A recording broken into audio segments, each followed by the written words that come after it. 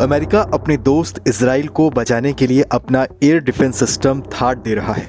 ये एक ताकतवर एयर डिफेंस सिस्टम है जिसकी मदद से मिसाइलों के हमले से बचा जा सकता है। ये ऐलान पेंटागन के प्रवक्ता की तरफ से किया गया है। अब इजराइल की हवाई सुरक्षा में एक और ताकतवर हथियार जुड़ने जा रहा है। इजराइल के आयरन डोम, डेविड स्लिंग और एरो एयर डिफेंस सिस्टम के साथ थाड भी अब इजराइल में तैनात होगा। पहले जानते हैं कि इसकी ताकत क्या है। थाड का पूरा नाम terminal high altitude area defence है।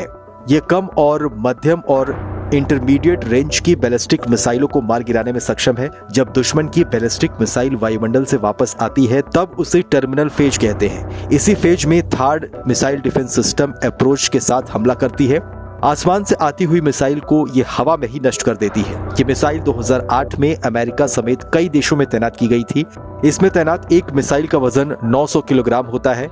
ये करीब 20 फीट लंबी होती है और इसका डायमीटर 15 इंच का होता है। ये सिंगल स्टेज रॉकेट सिस्टम पर काम करती है। इसमें सॉलिड फ्यूल इस्तेमाल किया जाता है। इसकी रेंज 200 किलोमीटर तक होती है।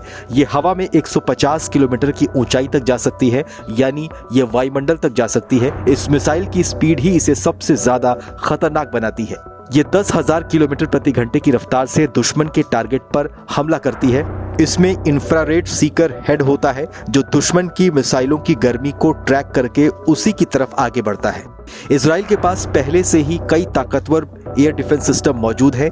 इजराइल की सेना के पास पहले से ही ये मिसाइल सिस्टम मौजूद है जिसे इजरायली सेना की दूसरी और 11वीं एयर डिफेंस आर्टिलरी रेजिमेंट और ब्रिगेड इस्तेमाल करती है।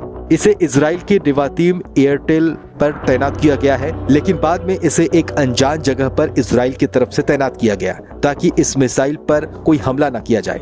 13 अक्टूबर 2024 को राष्ट्रपति जो बाइडेन ने अपने सेक्रेटरी को निर्देश दिया था कि और अधिक थाड एयर डिफेंस सिस्टम को इजराइल में तैनात किया जाए, क्योंकि ईरान इस साल अप्रैल और अक्टूबर में 2 बार मिसाइलों, रॉकेटों और ड्रोन से हमला इजराइल पर कर चुका है।